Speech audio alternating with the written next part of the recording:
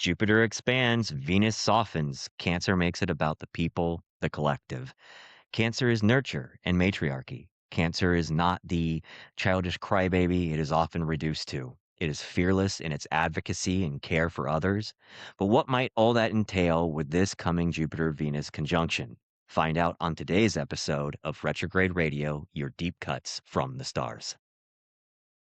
Hello, star lovers. Welcome back. I'm Audrey and we're going to kick off this weekly cosmic report with the cosmic weather report. Okay. First things first, how is everyone's nervous system doing? If you are currently wrapped in a blanket, recovering from that recent full moon, you are not alone.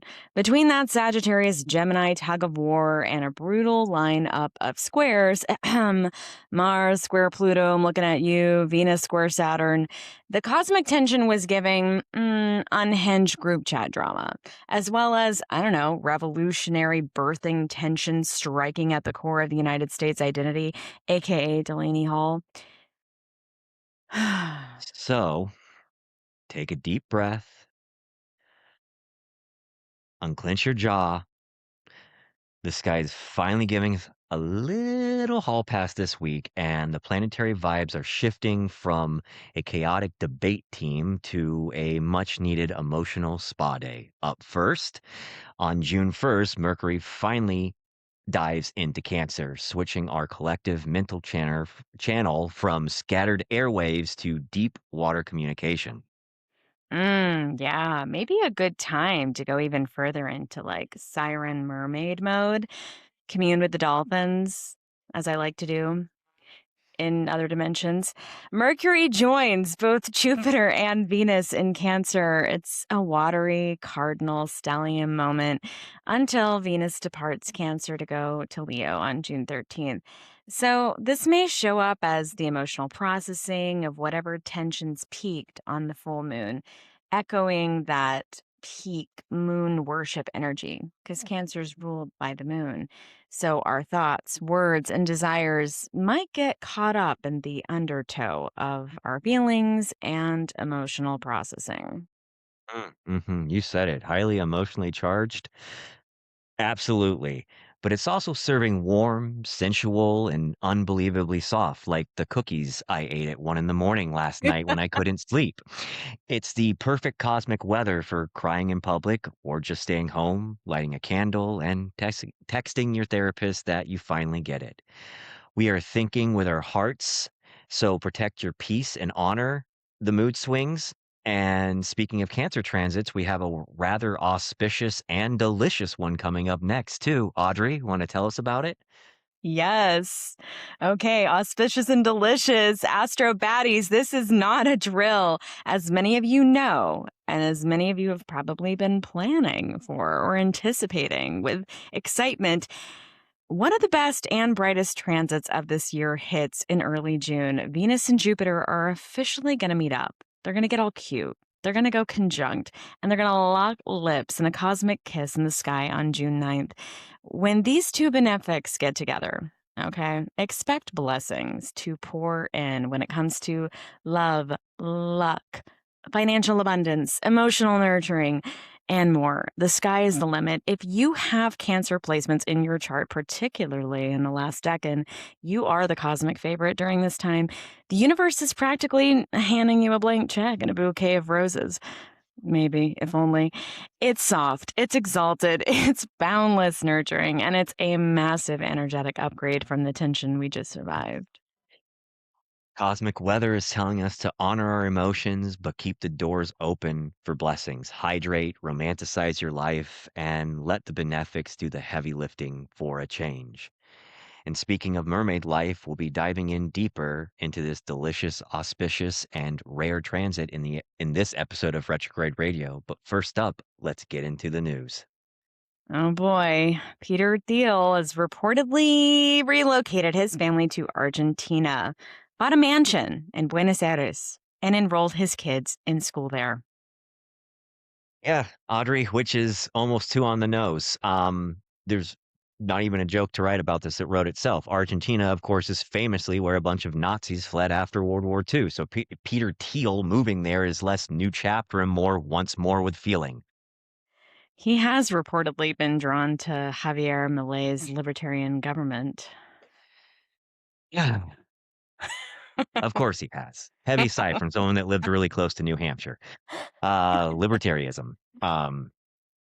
Milei is basically what happens when a Reddit comment section gets elected president. And Thiel, a white nationalist surveillance billionaire who helped build the American data panopticon, also purchased land in Uruguay, has citizenship in New Zealand, has a ship in the middle of the fucking ocean that he can live on. The list goes on. He is collecting backup plans like life is Pokemon Go. Reporting also says that Teal has been talking a lot about the Antichrist. Yeah, actually, he gave a speech on the Antichrist in Rome, not too long ago, because apparently moving to the Nazi rat line retirement capital while hosting candlelit Antichrist discourse was not already subtle enough. At this point, the symbolism is doing jazz hands. So he's worried about the Antichrist? Maybe worried, thrilled. Also, maybe Peter Thiel talking about the Antichrist is like Sauron hosting a TED talk called "Has anyone else noticed these rings are acting weird?" Sir, you co-founded Palantir. Your company is named after the evil surveillance orb from Lord of the Rings. You do not get to clutch pearls about end-time authoritarianism from inside the Eye of Sauron gift shop. He has reportedly called Argentina a kind of escape plan. Yes, because billionaires do not flee collapse, they franchise it. Regular people get emergency savings. Peter Thiel gets a mansion in Buenos Aires, a meeting with Millet, and a little Antichrist book club for men who think democracy is something poor people invented to hurt their feelings. Oh, in Utah, Kevin O'Leary's massive AI data center project is facing growing backlash from residents concerned about water, energy use, air quality, wildlife, and the quality of life. Surprise, surprise. I'm surprised. Humans concerned about things they need to live. Yeah. Shocking. Water is Yeah. wet. It's giving some, Pluto retrograde, Aquarius vibes. I think there's some you could make argument of Taurus rolling through, or Mars rolling through, uh, Taurus Taurus. as Yeah. well. But the billionaire class looked at the desert and said, "What if we taught a robot to summarize emails using enough electricity to summon a minor god?" Totally also related to Uranus and Gemini as Yeah. we, Oh yeah. the unearthing and revolutionizing of technology and the dark side coming to the forefront, aspecting that Pluto retrograde in Aquarius. The project is reportedly planned for 40,000 acres in Box Elder County. 40,000 acres. Think of what you could do with that. That is not a data center. That is a tech billionaire trying to give the Great Salt Lake a roommate named algorithm and surveillance. O'Leary says a lot of the criticism is just misinformation. Of course he does, and some of that might be true. Billionaires love calling things misinformation when the information is your giant AI surveillance center might drink the neighborhood. But just like when we here in Missouri oppose something, the ruling class says the peasants are confused by the facts again and they just don't understand. Oh, poor little peasants. He and Trump officials have also suggested that China may be fueling anti data center sentiment. There is that tug of war with, vying for dominance in that AI space with the US and China. So like I said, is there some truth in that? Maybe, but are there also like real life detrimental effects from 40,000 acres being used for a surveillance center? Yeah, yes, abso-fucking-lutely. Hi, Gemini season, multiple truths occupying the same space, people.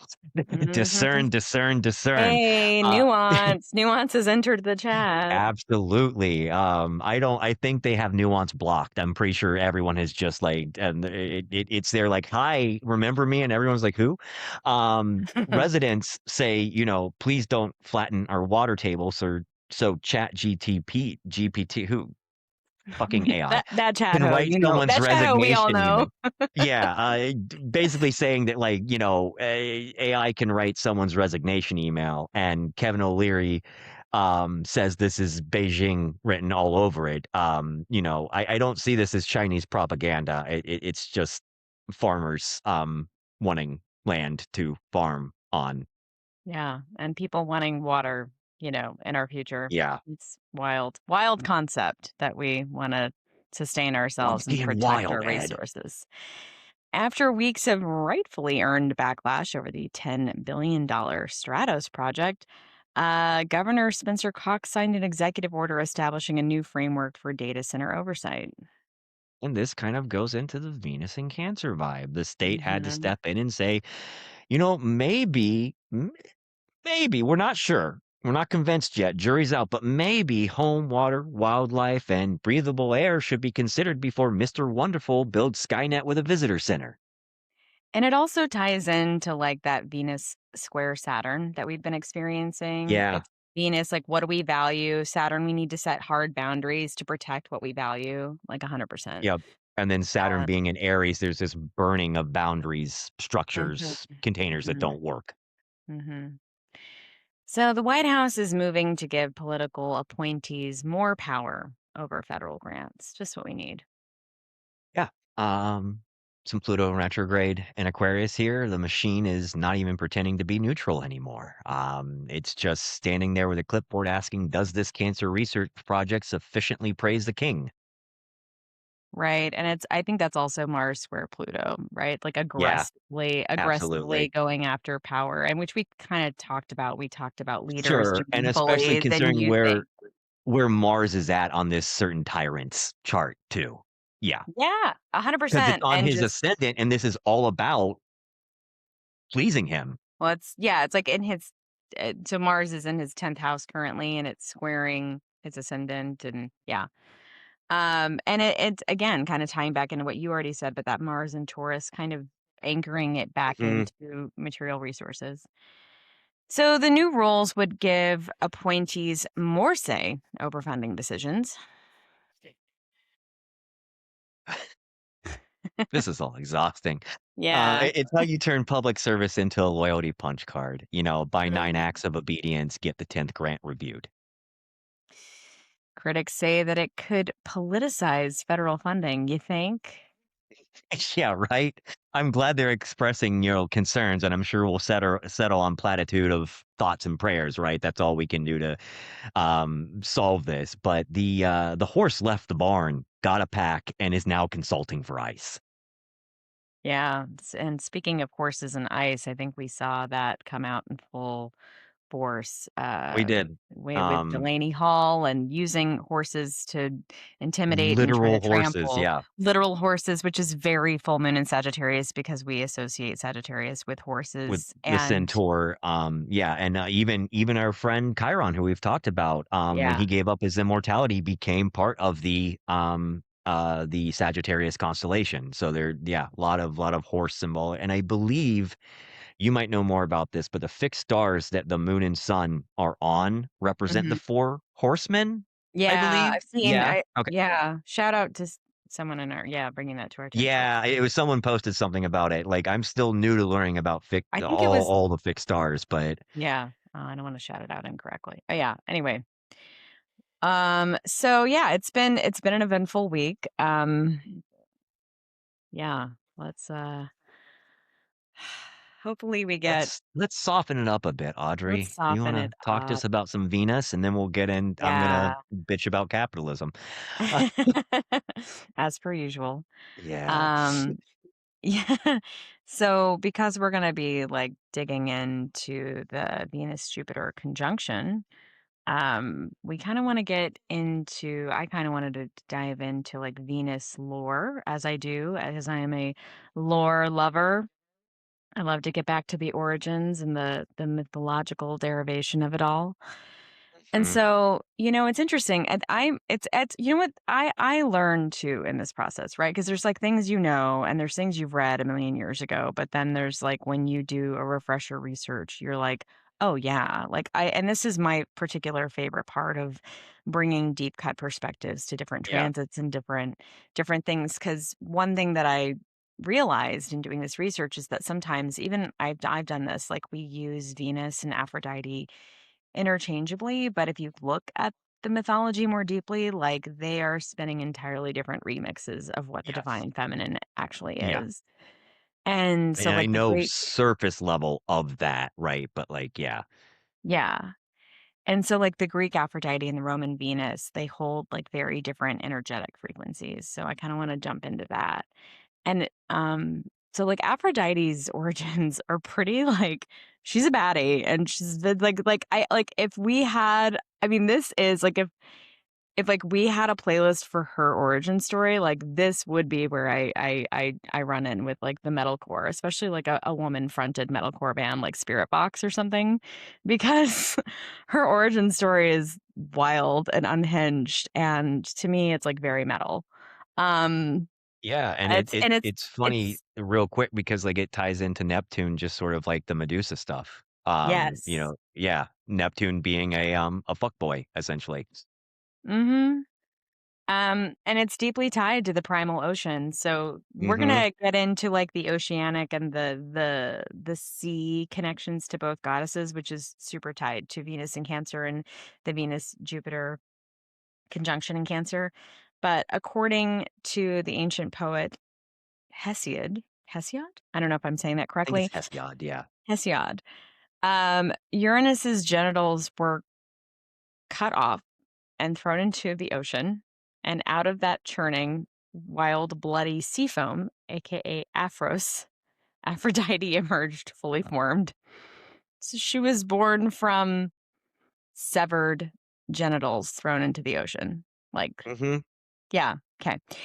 Yeah. And so because of that, and connected to that, I should say, she represents like raw desire, fertility, irresistible, sometimes terrifying power of nature. You know, it actually really reminds me of what we define as the sublime in art and philosophy. I took this fascinating course. It was an entire course in college. It was such a treat. It was maybe my favorite course. And it was like the course was exploring the sublime in art and philosophy. And the definition of the sublime is like that which is terrifying and beautiful at the same time. And we often experience this. Okay. Like, I personally experience this every time I see a tornado. Like, when you physically Yeah, see a yeah. tornado, you're like, Weather, but like yeah. weather in general. Yeah. Yeah. But like just that powerful force of nature that you're like terrified of, but it's also like fucking enchanting and like mesmerizing and draws you in and you can't look away. That's kind of what Aphrodite is giving. It's like feral, it's unhinged, it's a little violent, it's fucking terrifying, but also gorgeous, entrancing. And, so she's not a polite goddess, okay? She's a primordial force of attraction that can, like, upend lives, collapse empires, demand absolute devotion. Um, I kind of identify with it. Well, yeah, and I like this because and again, I've talked about this before, and a lot of people in our circle don't view it this way, but Libra, and Taurus too, often get reduced to that the surface level aesthetic Venusian energy. And Mm, with Libra mm. in particular, being those scales of justice, it is that. Like, we want to be pretty while we're doing it, but like we will fucking collapse your empire, Right. if you're an ugly person. In seeking Like, justice. Yeah, yeah, I might be in and a I pink think dress and look wonderful doing it, but like, like And I think that part of Libra is often lost in the pop culture, yeah. the pop astrology stuff, and actually, and this kind of goes hand in hand with Cancer too. When Cancer is only seen as the soft, nurturing mother, which is Yep. true, but not the like fierce, like Oh, yeah. grizzly bear mother. Like we Mama bear Mama energy, bear yeah. energy, like, Absolutely, we've talked and privately I about love it. how I do too, and we've talked privately about how Cancer can just be, like, one of the most fierce signs when wronged. I can speak to this as having my Yeah. chart work. I've done a lot of healing to get to this point, like, to get to a different point in my life, but there are people in my past who can attest, like, do not get on Audrey's bad side. It is not pretty. There's a degree, I kind am of a fierce. bond with all the water signs in that too, right? Where there's this Partic- severity if you cross me, but it's particularly not with petty. Scorpio and Cancer. Yeah, Yeah, it's it's not not petty though. I petty. mean, it can be when people are unhealed people, then it's not Sure. because they're a Cancer, but it can come across as Yeah. petty, absolutely, depending on any number of things. But it's not. And Cancers too, and I would argue Scorpios as well. But Cancers, like it's not even just them. Like if their family, their community, if you wrong that community, like you will mama bear's coming out. 100%. 100%. Like that's when it really came out for me is like if you mess with the people that I love. It's like that really protective energy. And so it's interesting because it just, I mean, it really speaks to, we've been having some internal conversations and we have some really beautiful astrology baddies that we're connected to and some really great group chats over on Threads. And one of the things that we were recently talking about is like the tradition of patriarchy in astrology or the inherently patriarchal response to disparage astrology. And I think this kind of overlaps as we get into the goddess lore and as we get into what Venus really means and we get back to the fierce side of these archetypes. I think that because we've talked about this, like astrology is a living, breathing thing. Yes, I honor traditional Hellenistic astrology and I love to go back to what the ancients espoused and taught. And I love to see what medieval astrologers were saying, but I'm also really interested in the future of astrology. And I'm really Mhm. interested in, and that's what I tend to bring I think, to the table is Yeah, like well, fresh perspectives that aren't yeah. Western, white, And heteronormative male people have perspectives. different ways of interfacing with it based off of any number of things from culture to whatever. And like my whole relationship with it is, it is mystical and spiritual to me. I respect that there's a science to it in its approach, but for me, I see this as energy that we are all connected to. And when I look at stuff, I'm kind of agnostic to systems because I don't have a background in learning it from systems. I obviously like Right. I do look at it from whole sign because my autistic brain, like I like you know how that works out. For But like sure. and that's not right or wrong. It's just it makes sense for my brain. But like, Same. when you're talking about the lore and the mythology, I think that for me, even though as I'm still learning some of it, that really informs me more than what some old white guy wrote in text at some point, honestly. Sure, sure. And it's all interconnected, but I believe that like what you're talking about, like that intuition and the mysticism of it is sort of rooted in the divine feminine. And that's sort of like what we're gonna dig in a little bit more deeply today and the overlaps with how the lore kind of Venus informs how the matriarchy is starting to present itself in the collective consciousness. So we've kind of talked about Aphrodite, right? Now, Venus, I mean, I don't know. So like I like to think of if I were to like give these two goddesses like a little catchphrase, like Aphrodite is like the untamed wild tide, right? Like she sort of to me personifies how the ocean can be like healing and nurturing, but also it Mhm. can kill you and it can Destructive, yeah. obliterate you. Yeah. Yep. But with Venus, the phrase I have in mind with her is the cultivated garden. And so when the Romans adopted her as Venus, they did kind of like smooth out some jagged, chaotic edges from Aphrodite. Venus also became a Which foundational god. is a little patriarchy right there in It terms is. of like the And you think about the imperialistic Roman world. Yep. Empire, Yep. it's like 100%. So, like, again, to look at how we got to our modern understanding of Venus, Yep. this is exactly what I wanted to talk about. Like, they were like, oh, let's smooth that out. Women aren't that destructive. Oh, she's gonna be a symbol of the state. It's like she's our Meanwhile, the mascot. Greeks were like, but yeah. Right, right. And so she became this like foundational goddess of this, symbol of the state, the mother of the Roman people. Yeah. And that's when they like leaned in more to like mother, nurturing, soft. And she evolved into what we now understand from Aphrodite as well, which is like harmony, beauty, civic duty, Mhm. stay in line, be obedient women, like structured relationships and prosperity. And so you really do start to understand how the reinvention, the rebranding, the rebranding of this goddess, Yeah. the relationship between political motivation and using her in that rebranding as a tool of a patriarchal state.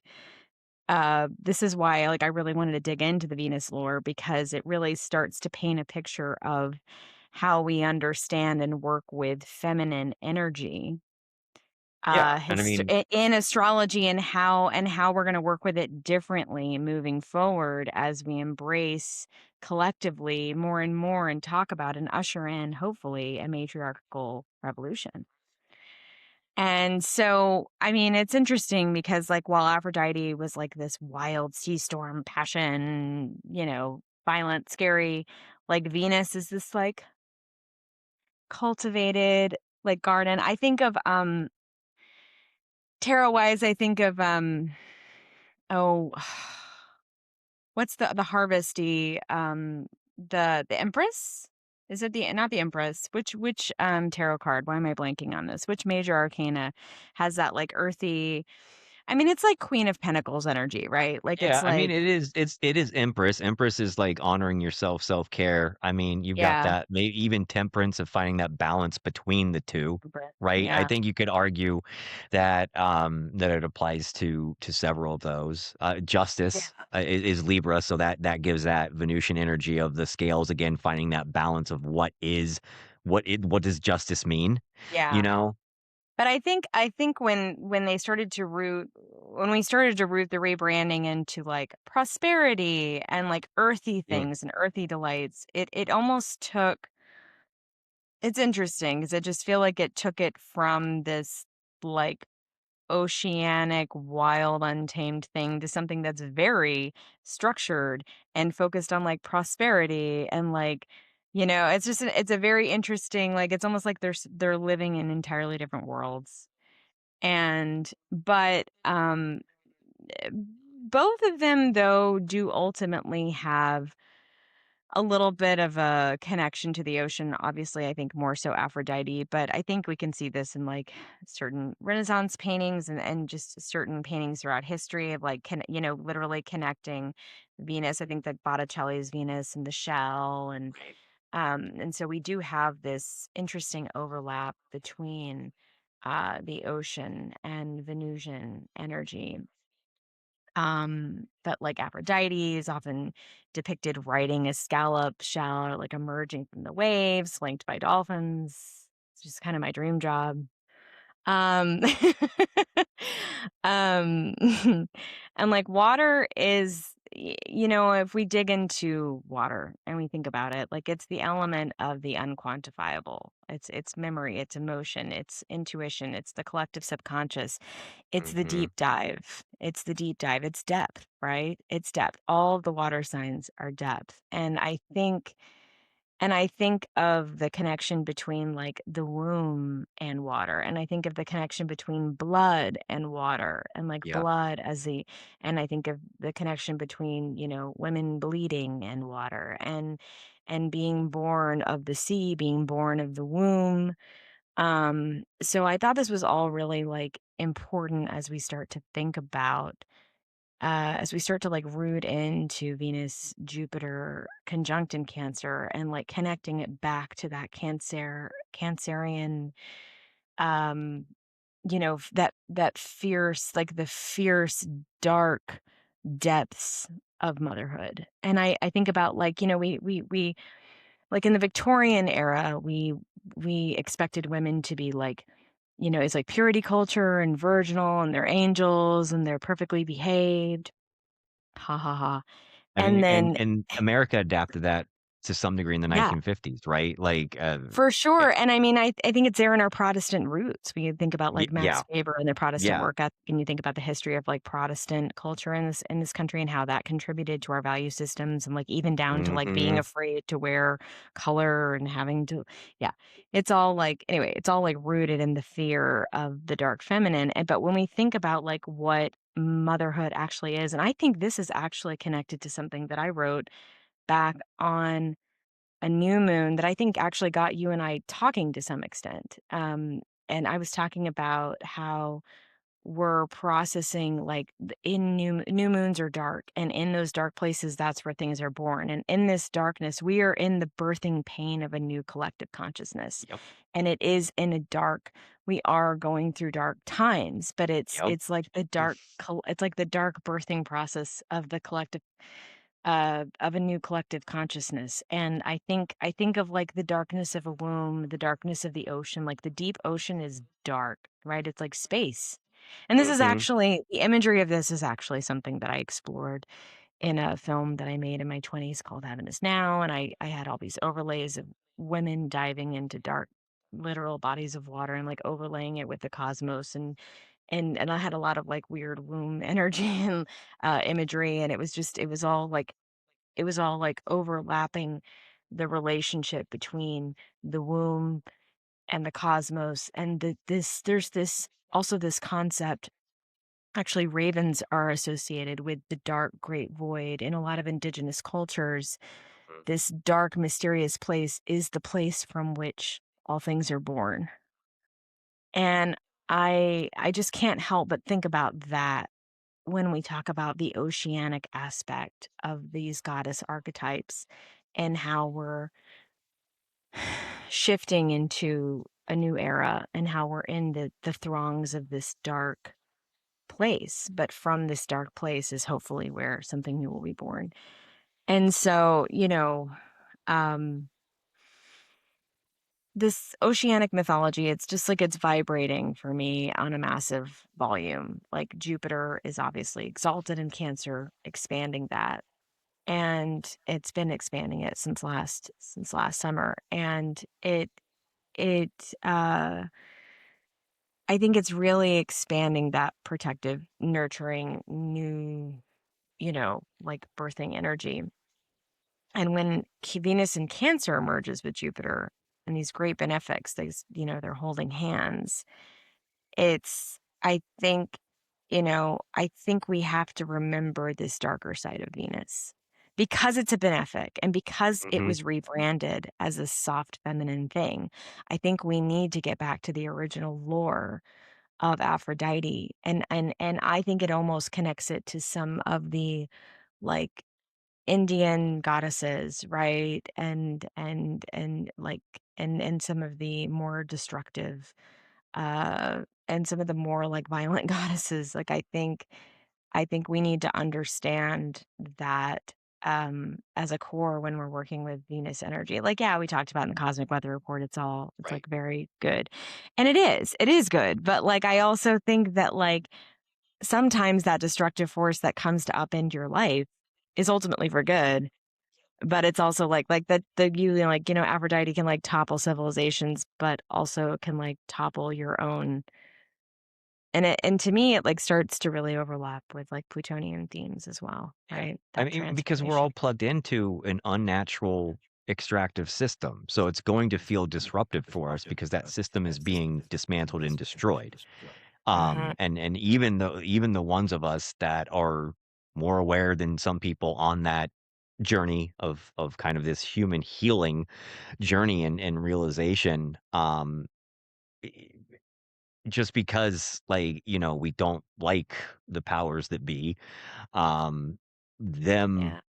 in their death throes is having collateral damage on, you know, people that aren't necessarily a part of that system in the way that, like, they don't benefit from it. Right. But we're still Yeah. feeling it, like, right? And that causes that fear of like, "Oh, well, but, like, so it's not worth it," and it's that unknown that you talked about, that depth. No one wants to go swim in the middle of the fucking ocean when they don't know what's there. It's the moon card. No one wants Scary. to, leave the comfort of what they know because it's scary, and we're seeing the destructive power that it does have. And I would say, um, that I wouldn't even call it dark, it's just natural. And Sure. we just, right? Because like, there's this natural order in the world, and that's not necessarily, quote unquote justice, but it is these things that are like harming the environment, that we are using to extract from one another, extract from the earth that we all share and live on. And the earth is reacting in the same way. If somebody started like, shoving knives into your back, like you're going to punch back, right? You're going to turn around, you're going to be defensive, you're going to fight back. And that's what the earth, right? Aphrodite, if we want to look at it that way, she's fighting back right now. And rightfully 100%. so. Absolutely. And it's, yeah, you and I have talked about how, like, in this Pluto and Aquarius era, it's the rise of the people and it is the collapse of certain previous structures, right? Because ultimately the Yeah. traditional ruler is Saturn of Aquarius. And so we do have this upheaval of traditional structures, and the foundation of that was laid in Pluto and Capricorn. And I think it's absolutely tapped into, just even if we don't benefit from these systems and even if we benefit from them collapsing as people, it's still scary because humans at the end of the day want what's familiar, what's comfortable. Yeah. And so, and it's interesting. So like when like the sea-born Venus or the original origins Aphrodite like gets into the expansive waters of Cancer, I feel like it's returning to the wild oceanic birth story. And this is what's really interesting to me. Like it's, Venus in Cancer it's not in fall, it's not exalted, like it's nothing. I have Venus in Cancer. I feel this. I feel very tapped into this energy. Um, very tapped in. And it's interesting because it's not exalted, but I feel like if we get back to the original origin story, it's to me, it's like a different kind of higher dignity. Like, I feel like Yeah. it's, especially getting together with Jupiter, which is exalted in Cancer. It's just to me, it like brings a different flavor to Jupiter in Cancer. Like it adds that depth that, like again, it's moving us away from bottom line, it's moving us away from like surface level stuff and in the power of like one of the beautiful things about Cancer energy is like that emotional vulnerability, which often gets misconceived in pop astrology as being a crybaby. And it's like that Yes. within itself is patriarchal. Like that narrative is sort of Right. patriarchal. It is It's like, that disruptive clingy versus natural, crybaby. right? Like the Right. ruling class can't have you being vulnerable, right? Like we can't see that as being And being okay. soft. And like we don't see softness as a strength in patriarchy. No. And And and it's by the even way, like that softness that was rebranded and it's like Venus, it's like, oh, Venus isn't just soft, it's ferocity. yeah, It is like it is soft until it's not. right. And part of, really loving from the depths and to the depths is getting into that like ferocity of love. And then like I think that alignment of Jupiter and Venus and Cancer, I think it's just acting as this like really massive energetic anchor, right? Because like anchoring into the depths of the ocean. For I feel like we're in this anchor moment. I feel like it's anchoring us as a collective in the subconscious to go into our own depths, to go into our own dark places and together Yep. as we actively imagine what it would be like to dismantle these old patriarchal structures and root into a new matriarchy. And it's also connected to like healing the ancestral line because Cancer connects us to ancestry and our roots and the family and mother, and obviously motherhood and matriarchy, hold hands. But because that, Cancer rules the mother, the home, our lineages, our roots, our origins, Jupiter expands that and expands our awareness collectively of multi-generational trauma and how we're going to move differently. And it allows Venus to like heal those wounds because ultimately, even the ferocious side of Venus is healing. And how are we healing the trauma in our collective ancestral lines and our collective maternal lines? And how are we returning to center the maternal lines and not the paternal Hmm. lines? And like it's like we're reparenting ourselves as a collective, and we're Yeah. learning how to nurture ourselves and each other rather than looking to these external, outdated, exploitative, Right. rigid systems for And I validation. I think with that too, like, almost where that, like, that rage sometimes becomes untethered and unhelpful is that there's this moral supremacy that comes with that reparenting where some people are further along on that journey and they're just getting angry at the people that aren't. They're getting angry at people they disagree with to varying degrees and different, like, stupid social cliques when it really is 99% of us versus the 1%. And Right. some people have made some stupid decisions. Yeah, and I know it's really hard to set that aside. I really it's a hard pill to swallow to be like, we have to you don't have to like these people, you don't have to agree with them, but, like, I will say this with every breath in my body, like, everyone gets a roof over their head and food on their table, like, and that's it, and that's full stop. That doesn't mean that people can't be held Which is accountable. so Venus and Cancer, which is so Venus and Yeah, Cancer, a home yeah, and food.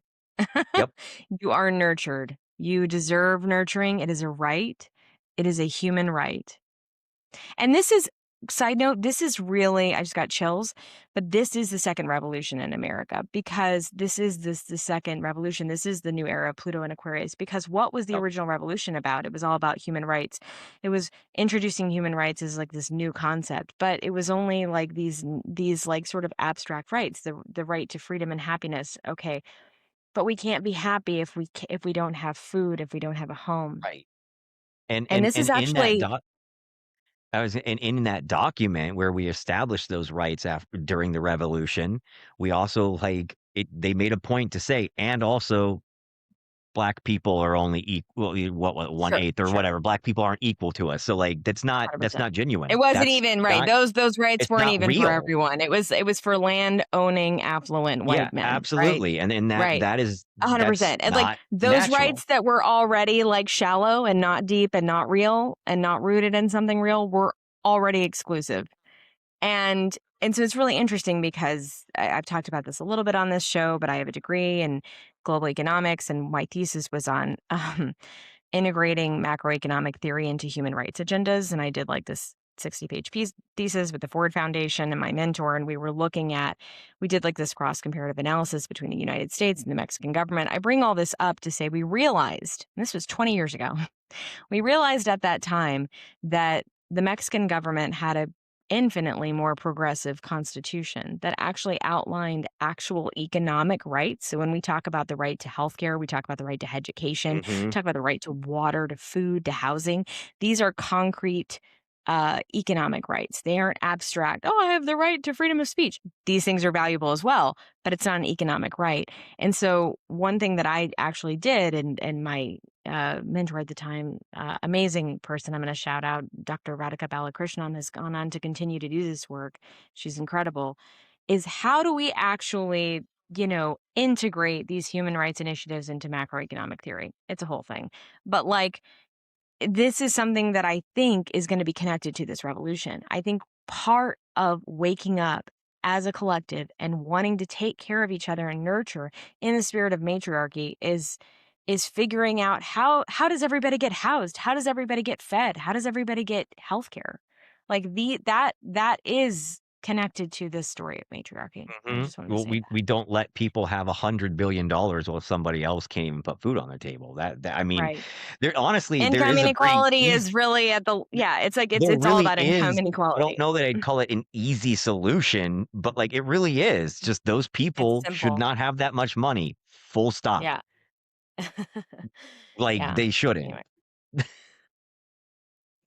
so that's what I got for lore and tying it into, getting back to the oceanic roots, and healing Mhm. the ancestral line as we journey on further down the matriarchal road, hopefully. Yeah, well, and it's funny that you mentioned freedom of speech, as being this abstract thing. I'm gonna get into that lightly.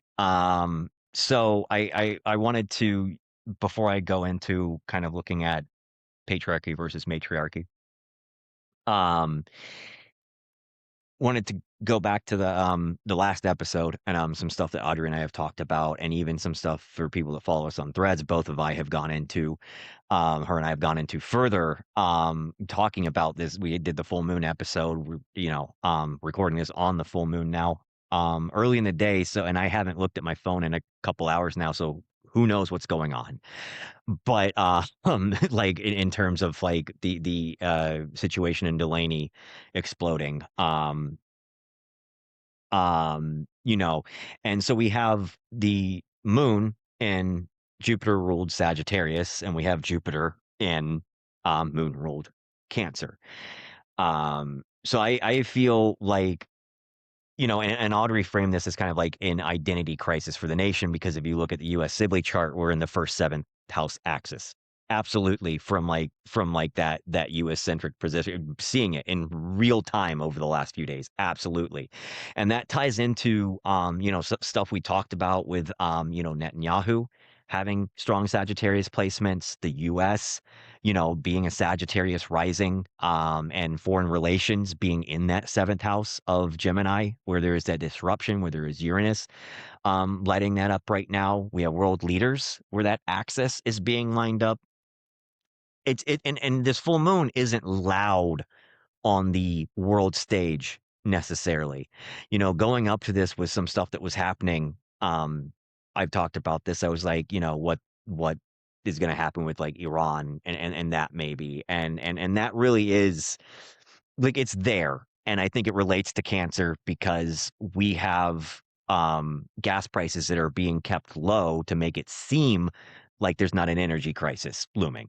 And that's going to make it even worse because this is optics, right? They don't want you paying more at the pump now because it makes it easier to sell that story that this war in Iran, illegal war in Iran that was started, by Israeli pushing us, is justifiable.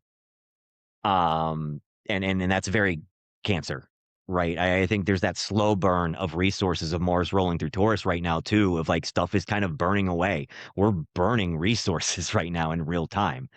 And Sagittarius is about expansion. And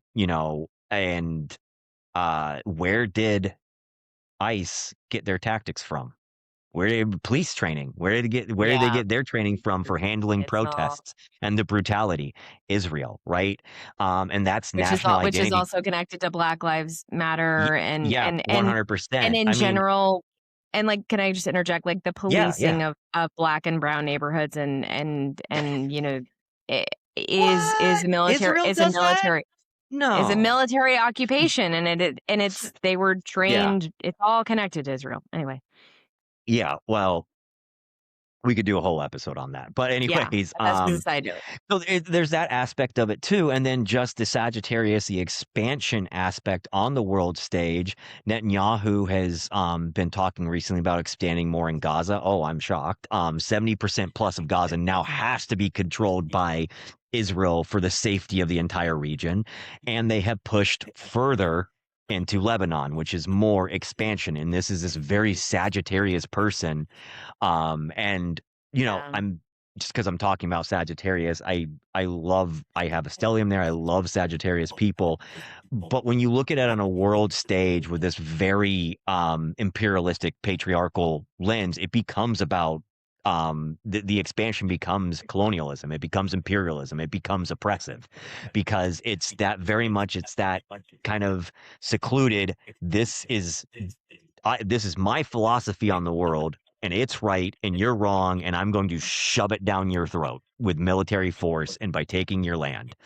Um, and I mean, kind of what the United States was, built on. But we've also seen from a homeland perspective with Cancer in our eighth house, but even linking to that identity crisis, because you have Jupiter in where this full moon is ruled by Jupiter, which is in Cancer right now. So there's that. My brain forgets words when you have the two forces Reception. and they're Yeah, reception, mutual Thank you, reception, thank mutual you. Sometimes reception. my brain just Yeah, deletes no, it's vocabulary. okay. Yeah, and I'm Yeah, like, they're doing because that thing.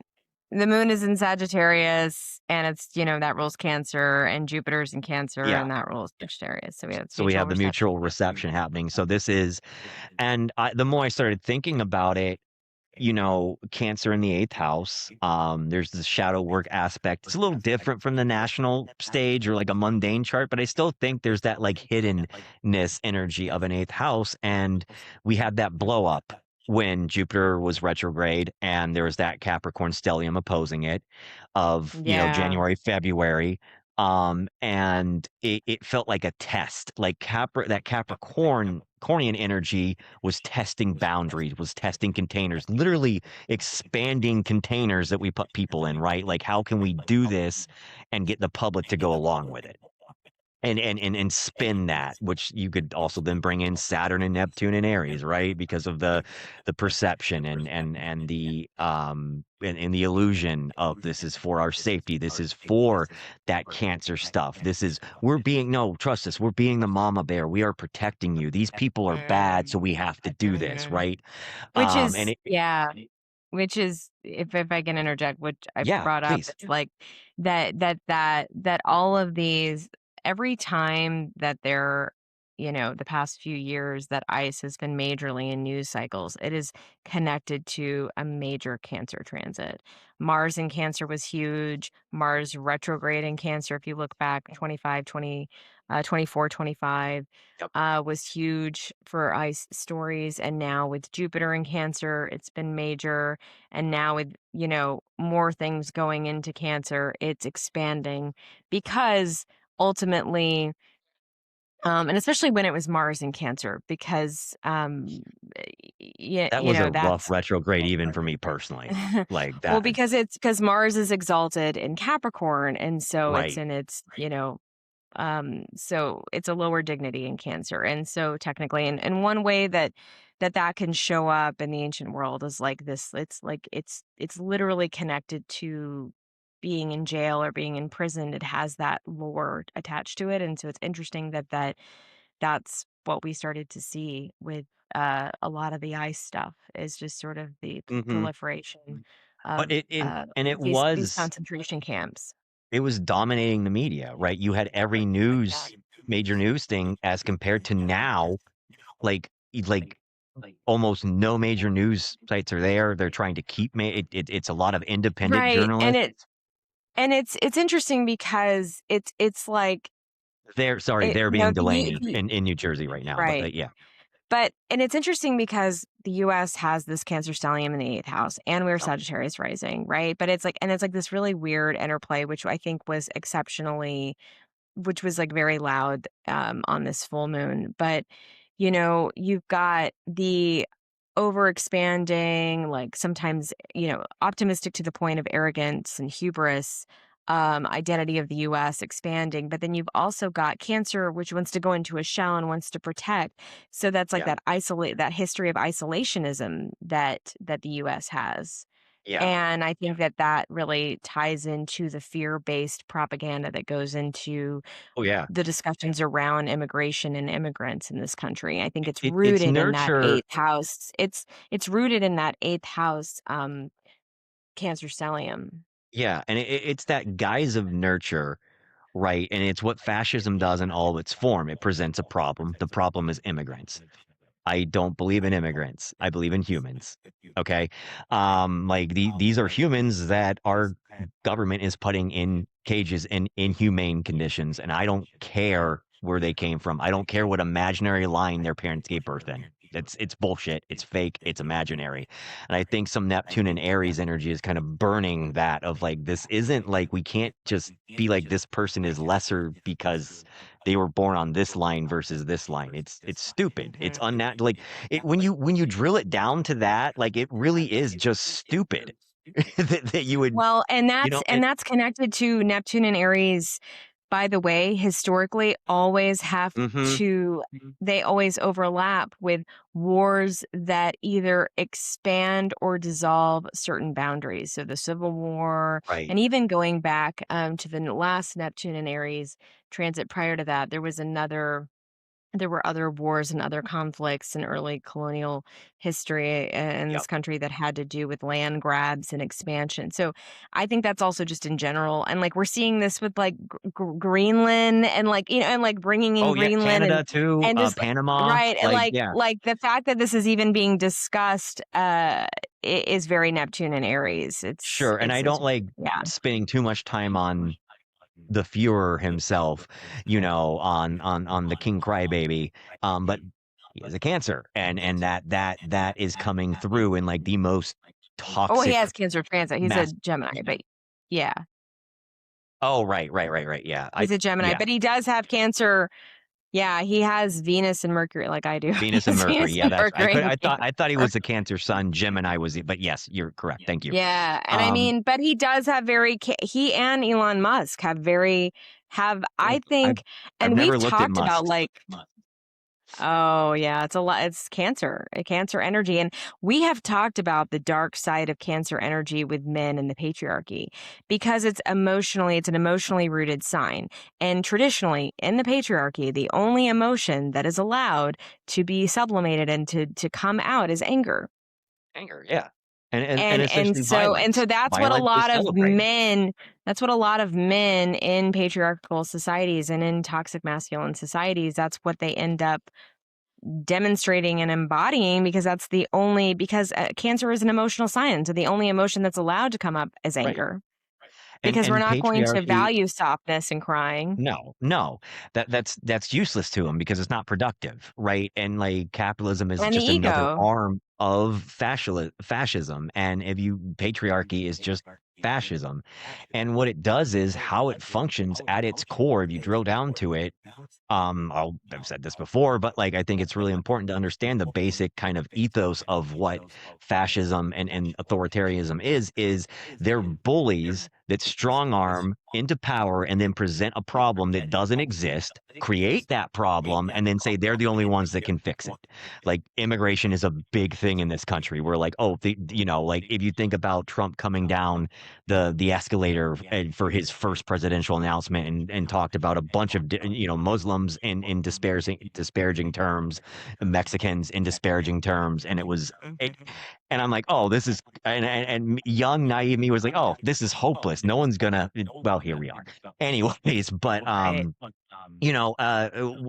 real quick before I kind of go into some other stuff, Cancer in the eighth house, like where Jupiter has been, there was this boom in the media where like ICE really blew up, and then they changed leadership, right? They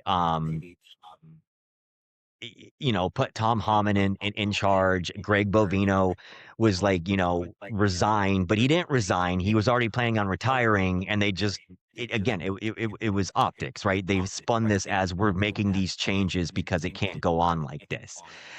Tim Walz, governor of Minnesota, was very supportive of ICE with giving the police force to ICE and letting them protect ICE, not the protesters. And none of that went away. Like the spectacle of it, the media spectacle of it disappeared, and it became this very eighth house thing, where people like all over the country are, brothers and sisters from other countries, have been still being kidnapped in the night and kept in inhumane conditions, And and families being it fell out separated. of Yeah. public optics, and it wasn't the conversation because flooding the zone, as Steve Bannon, kind of coined that phrase of like just throwing a bunch of stuff at people so we can't process it and we can't talk about it, and it doesn't, there's too many headlines to focus on. And the point of that is that I saw with Jupiter being ruled by the moon and that expansion and some of those squares that we talked about, Venus, Hmm. Saturn, and then Saturn trining this the full moon yesterday. I'm doing this again. We're recording, and the full moon happened Yeah. when you're watching this, but and I just saw, oh, I was like, is it Iran stuff? Is it going to be Israeli stuff? And it has been a little bit of that. The Israel stuff, like we talked about, is tied to ICE and their expansion and the mechanisms that they use, and this identity crisis that is happening. We're seeing ICE back in the forefront again. And it's still different because they're really trying, even like CNN, NPR aren't really reporting on it. Like I've scrolled through Reddit and I follow enough things on there. I don't really like being on there anymore, but like enough subreddits that cover this type of like, very anti-fascist type that would be you would see news of this normally and it's not there. Right. Right? Like Yeah, um 100% the billionaires and the oligarchs have been repressing this news. yeah, so looking at the mythos, right? Like we've talked about the kind of like mythology. We Jupiter always gets talked about like this benefic force, right? Um, Jupiter is Zeus, like, and I think there is kind of some softening of who Zeus is versus what Jupiter is, kind of like with Venus and Aphrodite. Yeah, yeah. Zeus is very patriarchy. He was control. He was very fascist. We talked about Prometheus. He imprisoned Prometheus for wanting humans to have free will. Zeus wanted mankind to be subservient to him. And that does not sound like a great benefactor. And there are countless stories of Zeus forcing himself on mortal women, abusing his power and objectifying people. And by contrast, Uranus Prometheus is seen as disruptive and bad, right? Because it disrupts the patriarchy. And kind of like how Venus was softened, there's even this spin on like Uranus does through a patriarchal lens. We're like, oh, it's catastrophic. It's changing everything, and like, oh, it's good. Humanity is dying. It's like, no, no, no, no, no. No, humanity is not dying. This extractive system is in its death throes right now, and a bunch of mostly men, but people that are in the patriarchal system are seeing it as like the end of the fucking world because it's the world that they have internalized and that they know. So with Jupiter and Cancer, like Audrey talked about, we saw ice expansion, and like Mars and Cancer even. But like when we're talking about Zeus, and so recent ice news surrounding Delaney, the detention center, the concentration camp, and call a spade a spade.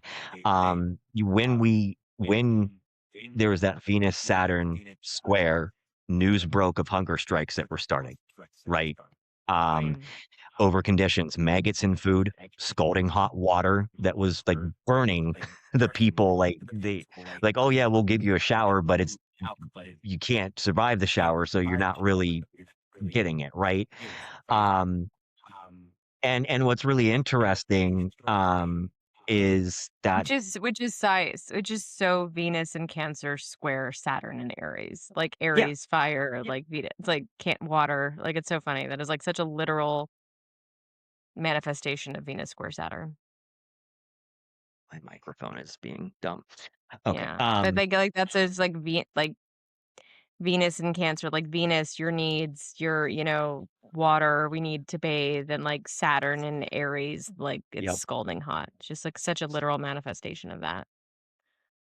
Also we have ICE detainees are dying by suicide at alarming rates because of extended periods of isolation, denied access to mental health care.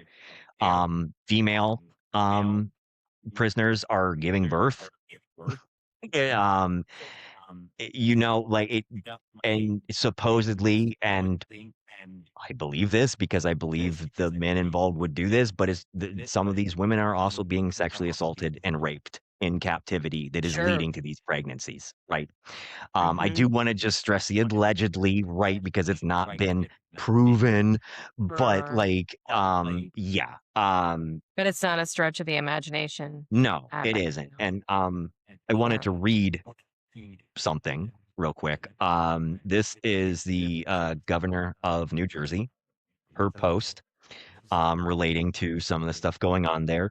It's a four-parter. I'm just going to read the first section of it.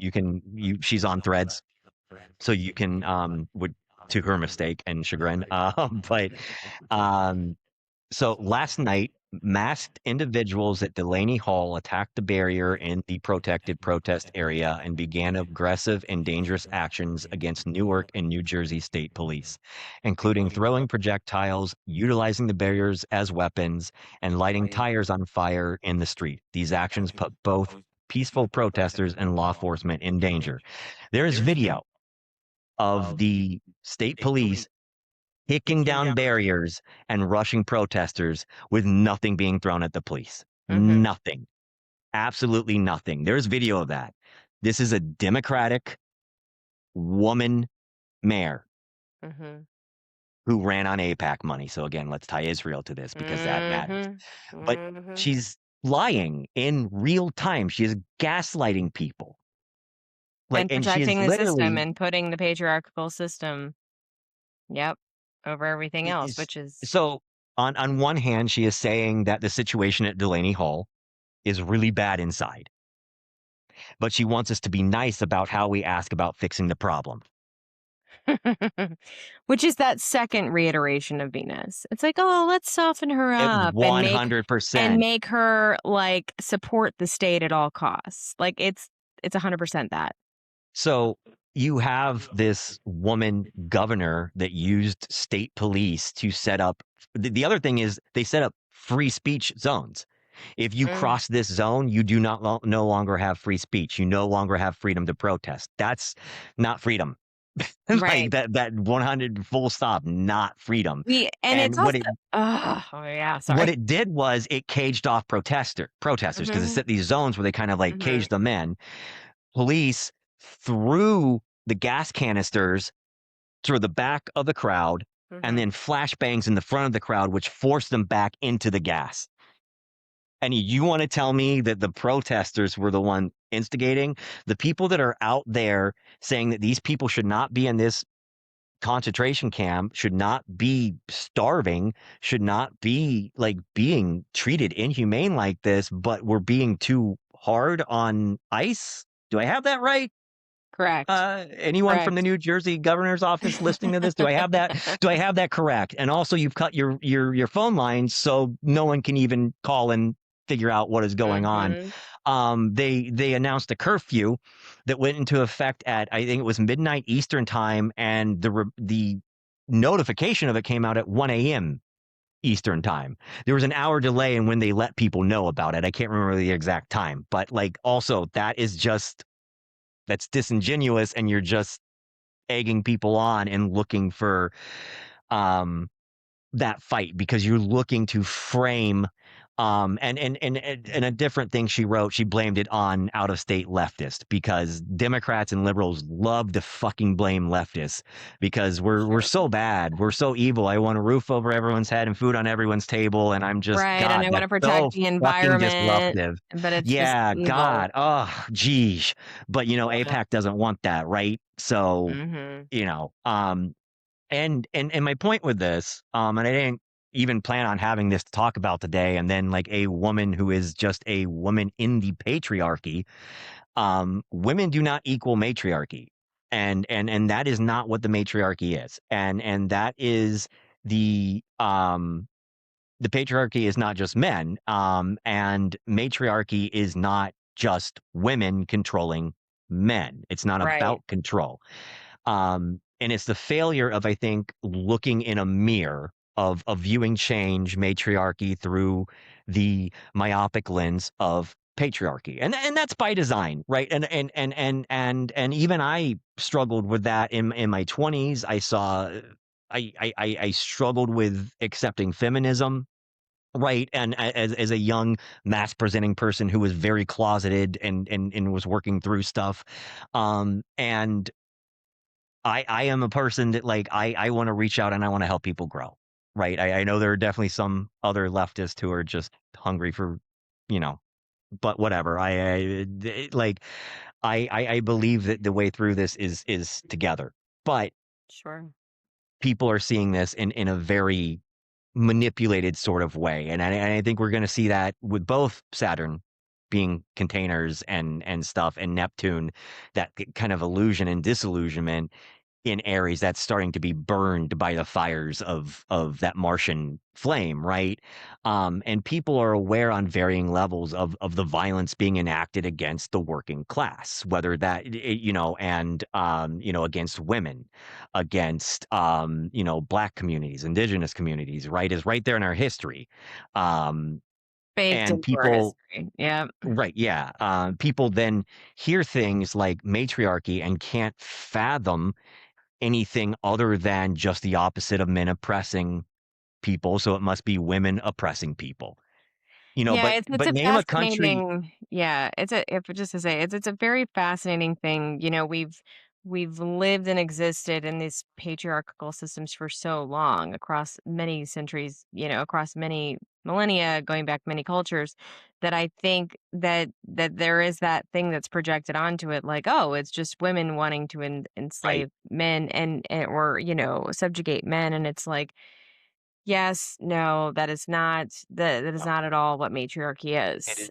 is not death by snoo snoo for my Futurama fans. Like that's a funny, whatever, but like even like and you think of Wonder Woman, Themyscira, like it's not even that. Right? Right, Like it's a less right, like toxic version. It's certainly a less toxic version, and but this it is is just still it, just women. we don't really have a lot of really viable, pop cultural references. Steven Universe. I would say the only thing to me, like, if we're talking about, like, superhero stuff that comes close to embodying what the matriarchy can be is, like, Black Panther.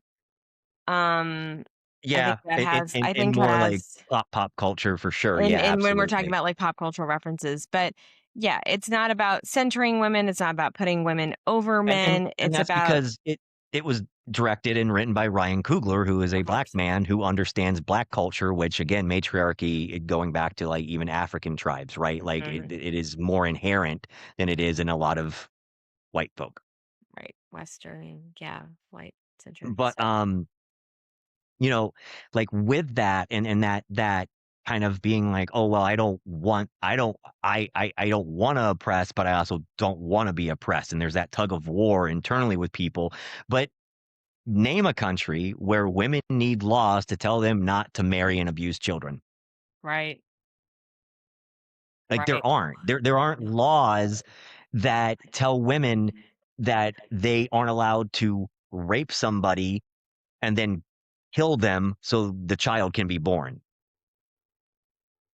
And it's just so there are issues it faces, right, with matriarchy and what it is, and if it is so good, why is it not more widely embraced? Why don't we see it in popular culture? Where all are those representations that you were talking about? Mhm. Because patriarchy, through systems of control, religion, capitalism, have abused and reduced women down to meek caretakers. Again, the Venusian stuff, right? Of softening the edges or Mhm. looking at the, a very reductive lens of what cancer and what being a Right, mother and it, is. like, Uh, decenters the power of the feminine, and decent, yeah. And it makes the feminine all about, like, serving men in the patriarchy. yeah, right. And there's in within this country where I am, there's a certain nostalgia for 1950s. And it is that cancer nostalgia, right? Because cancer can be about nostalgia. Um, of women being homemakers and subservient to their spouses. And that's why there is, And or I by the feel way, that's why. that's when Uranus was in Cancer, the baby boomers and, like, the explosion Yes, of right. so there you Um, go. but see, this is I love that you know this because I don't. And it's not that's not surprising at all. Makes so much sense. But like it is this era of like being subservient. It's this era where black Americans were segregated. That a lot of people get I don't know. I I think they do forget about it, right? Because they have this very funnel tunnel vision view of A oh, lot of but white things were people, good, yeah. but Mhm. forget that it wasn't good for everybody. So if it's not good for everybody, then it's not good. It doesn't work. Back to the drawing board. That's why there is such pushback even to and revulsion towards queerness, right? It has reduced inclusive queer love down to being unnatural and ungodly because they see these people where love exists within a community and love is shared and it's not in a Christian man wife we're married type of way, and you can actually love your friends. You can love and show affection towards people of hugging and cuddling and even like, even kissing. Oh my God. And it doesn't have to be through a fucking contract. And it's just this kind of like pureness of what we are and this joy and this spark of creativity that when we are released and free and are ourselves, like, and come together, we just experience. And it's not like done through like, oh, it has to be this way and overseen by, Father Jim down at like whatever Green Pastures Church. It's like that isn't love. It can be like, but it's not the only form of it. And holy wars invaded and burned away a lot of remnants of these societies, these cultures existing. We did it here in the Americas. The Spanish conquistadors did it, like even in Americas and down into Mexico, Central America, etc. They did it in West Asia and Asia with expansion there. The British colonizers, and even like the Roman Empire that we talked about, they did it. The Goths, when they went into, they destroyed the Celtic and the Druidic and the pagan Sure. cultures, and then it all became this monoculture that was just this very Christian way of looking at things, this very patriarchal way of like looking at things, like, oh yeah, Christmas, yay, blah blah blah. And look at the Salem witch trials, women knowing things, women fighting And back, women having And even not the just slightest the modicum Salem of, witch trials, like the well, burning sure, but times that no, but this is important. The burning times that happened across Europe, I yes, mean, like it's possible it was a Holocaust of women. There's a really interesting yeah, documentary about it, but it was a Holocaust on women. it Like we was, have to it was, and understand that this was like this was, on a they don't major, talk major about that level. when they talk about the Crusades, right? Right. It's this big hurrah of like, people going around looking for a holy grail or whatever. There's a movie that takes place during that time period. It's kind of like a horror movie about these Christian missionaries that then get stumbled into like kind of like a cult and the reaction to the why can't I think of the name? It's really good. It's got Redmayne, Freddie Mm, Red. Why can't I think of his name? yeah. Eddie Red. Anyways, but it's a really good. It goes into looking at what Christian missionaries were doing, kind of like what crusades really were and about burning women, essentially, to Audrey's point. Yep. Because it's this threat, because like fascism, patriarchy, capitalism, whatever you want to call it, authoritarianism, um, knows that it's not sustainable, knows that it's unnatural, and it takes a lot of effort to keep those gears turning, to keep those gears running. And you have to have problems, because the only way they remain in power is by having problems that they then solve, or the only person to solve it. Which is so like narcissism on a Yes, it on a is it governmental is level. narcissism. That's like yeah.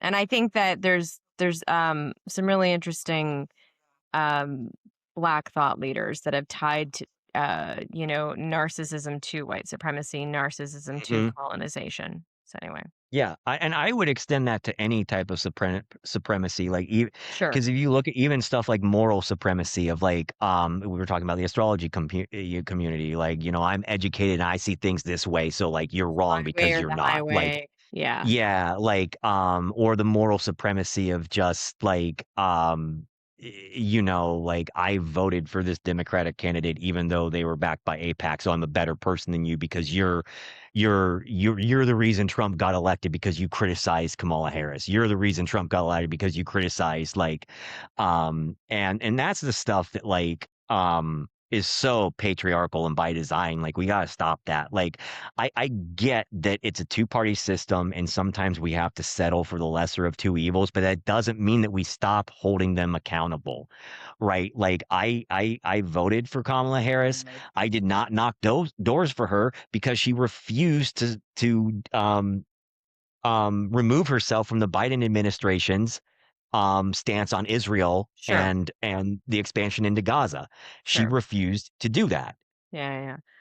I mean, a side note, I do think it would be interesting if the bipartisan system is something that's maybe messed with and dismantled or like has some disruption during this Uranus and Gemini transit I curious, because of yeah. the bipartisan, like the two, could be I mean, interesting. because it's not sustainable, and like, No, I get the fear that like, oh, we criticize this person, then like the mega opponent will win, right? Like, sure, and I and they're not. They are two wings on the same plane, but you can't deny that the Democratic Party has done some good, even though they are still part of a fascist system. So when I say they're the same, like, it's not saying that they're not openly racist, they're not openly violent, but Democrats will stab you in the back while Republicans will just show you the knife and cut your head off. Like, but right. they are opportunists. There's PAC money, there's lobbyists on both sides, and that is who they serve. They do not serve the people. And at its core, that's still patriarchy, whatever they're telling you about like supporting queer communities, supporting black communities, supporting, whoever. Like, they are Women, yeah. taking money from billionaires and foreign aid. Like, it's they don't serve us. Mm-hmm. And that needs to be called out continually while still voting for the best option that we have during this time. Drop the mic. Yeah, I I just know, I yeah, know, I it's something you're I've passionate had people say some about. I know. yeah, but So, do you wanna talk about Pebblebrook a little bit you and wanna do that before? Yeah, I or won't do you take too wanna do long it with it. after? I'll just do it before, Yeah. and then we'll end. So Pebblebrook Village, which is sort of it became a production company of sorts, but like, it was originally kind of a joke name that if people follow me might know this, but I'm sure there are people listening that don't follow me. So I liked it because I chose the name Peony when I came out, and then Peony Pebblebrook was this very like goofy wizard in the woods vibe, right? And I love alliteration. And it was just this thing that like, yeah, Peony Pebblebrook, the Pebblebrook, and stuff like that. Um, what I envisioned it as when after that seed was planted, and like even sometimes you plant a seed and you don't even know that you planted the seed, right? Like, you don't even realize what Mhm. happened, and then you're like, oh shit, I've got a plant that I need to water now. And I essentially, like, eh, for the sake of time, I don't want to be reductive, but it is a regenerative farming community built from the ground up because top down doesn't work. And like, it's gone through phases and it's gone through iterations, right? And that is growth, that is watering. And I still want at some point this to be an actual village of people that want to come together, support one another, support the community around them, feed themselves and the community around them, um, but done so in a way that starts to remove itself, decouple from capitalism the best that we can. It's a hard thing to do because we need money, so we work, so we pay taxes, so we fund evil things. And there's no way, like, and there's just no way around it. Like, unfortunately, and we have to accept that as the reality we live in, and move from there to change it, right? Like, we can accept it. It's like, it's what, 10 of swords. It's like that grief, like, it's there, right? And we can wallow in it, and we can feel pinned down by 10 swords by it, or we can work within it, not within it, but try to change it, right? And accept that we are part of it. So I am looking for people that want to do this in multiple capacities. There is a small group already going where we are organizing, looking at nonprofits and in terms of land grants and stuff like co-ops and stuff like that. It's also to raise awareness though, like not everybody necessarily can just pick up and move to like a location where they're not at in Pebblebrook Village. I don't know where it's going to be. So I see it as being this very ethereal thing that can exist in multiple spaces, right? Where it can like, once the website is up, we can have a hub for mutual aid. We can have a hub for getting people connected and educated on what sort of like grants and nonprofit options are available if they want to form a small farm within their communities or a kind of safety net for people, because those safety nets they're not going away, they're gone. They are gone. And the further we go through this year and into 2027, if even people that can plant a few things in their yards is going to make all the difference of the world. And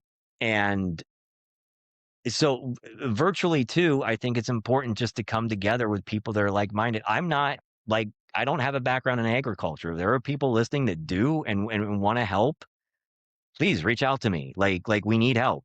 I need help. I can't do this on my own. I've dreamed of it and I want it to be a thing. And I need help. And I'm gonna be vulnerable and I'm asking for help right now.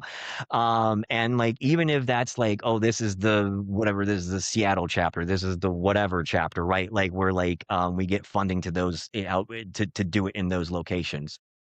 And the people that aren't anchored to a certain place that want to like pick up and find a place and buy land in a sociocratic manner and use it for like tiny home regenerative farming community.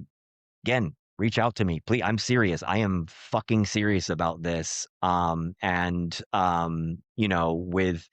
I'm using Jupiter and Venus in my 10th house right now to really like I want this for people, and even virtual community for people to have resources to people that know agricultural architecture, building systems like plumbing and stuff like that, right? There's so much that like we have become dependent on in a capitalistic sense where it's behind paywalls, and we don't have to be. We have people that are so smart and we can do this on our own, and we can build outside of the system and we can build better. And that's part of, in my opinion, this is part of the revolution. We have to say that we're not dependent on this system. The system needs us to be dependent on it, and we have to show that we can, that we aren't. And I tried to be succinct. I'm very emotional. And anyways, I want to build community. I want to find people that will go in and do that physically with me and others in a location. I want to help other people do it in their own locations and get people to them. I want to do it virtually where there's resources and there's a hub. I want to help people that want to become expats. I've been talking to somebody in our community and becoming very knowledgeable about that, because there are some people that feel it is too unsafe to stay there, and that's so valid right now. And I hear a lot of people like, we gotta stay and fight, we gotta stay and fight, you're a coward. And like, stop that, stop it. People are where they're at, and we have to honor where people are at. And especially for like trans individuals right now, right, can you Yeah. blame them for Right. not Right. feeling safe? There's a genocide going on. People don't understand that genocide is cultural erasure. It's not just bombs being dropped on cities, right? Like, and it's not safe. If that's what people feel is best for their families, I want to get them connected to those resources so they can find a pathway to where they can have safety and security, where they can have those things that I go on and on about, and on, in tarot and on this and on threads of, yeah. So please, matriarchy, let's make it happen. It's not men or women. ruling and oppressing.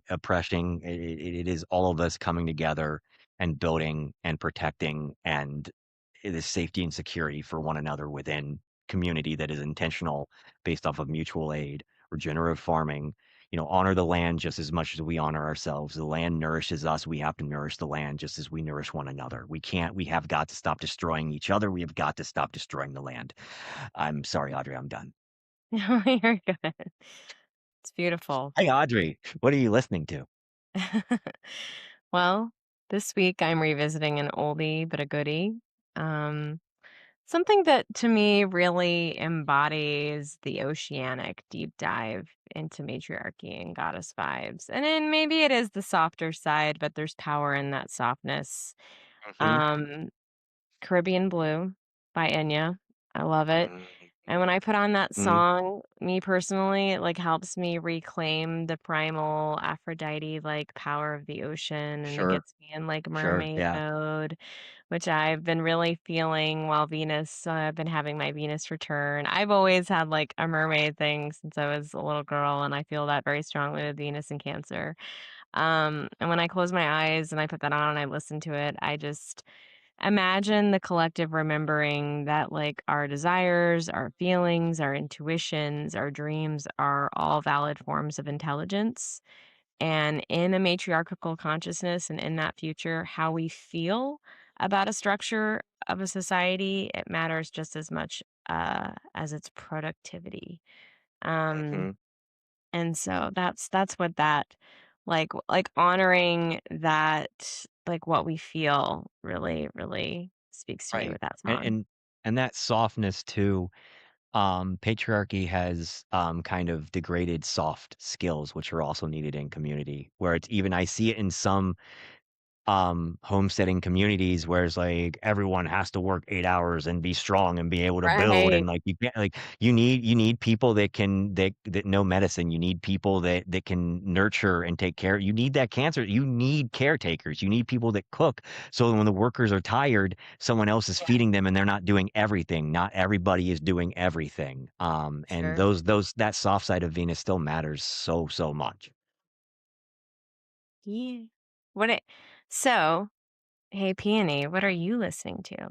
Well, yours reminded me of a song, by Hallie Gregg called "The Ocean," which is the disruptive Aphrodite version of Yeah. if you keep fucking with this, it is going to rise up and the ocean is going to take you back. It is a very powerful kind of like anthem of that Aphrodite stuff. You started describing it, I was like, "Oh yeah, this song is like that."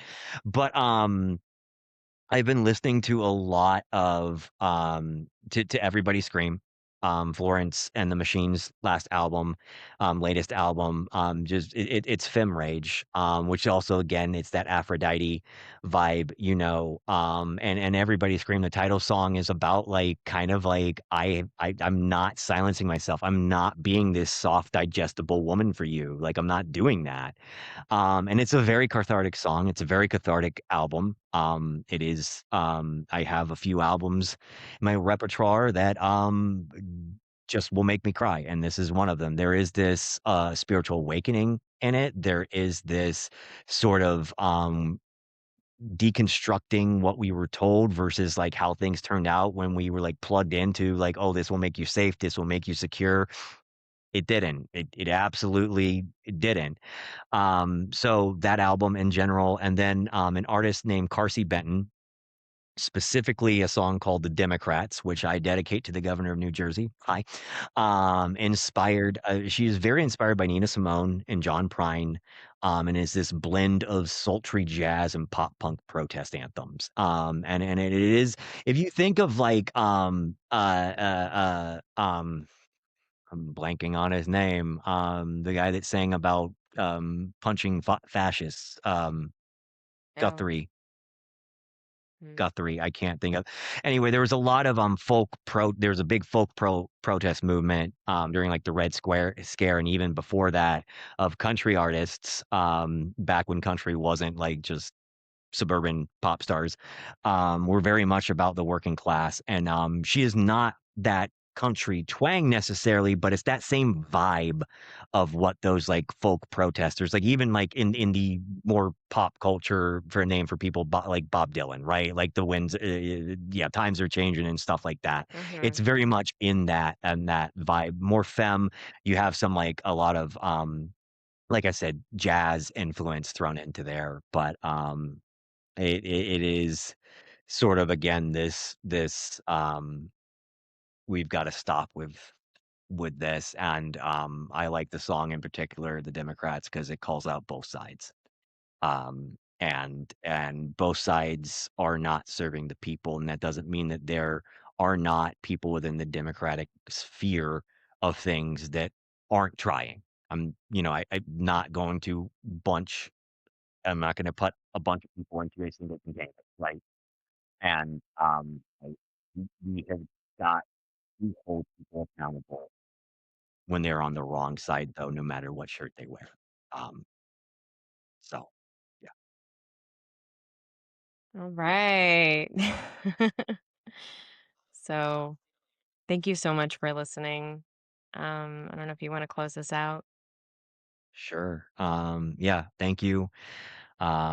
We very much appreciate everybody that tunes into this. We appreciate Yeah. everybody that reaches out and talks to us about it and the kind words that we get on threads and in the interwebs and everything. It really does mean a lot.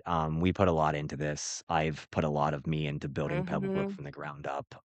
It really means a lot, and we love you all. And until next time, we'll see you in the stars.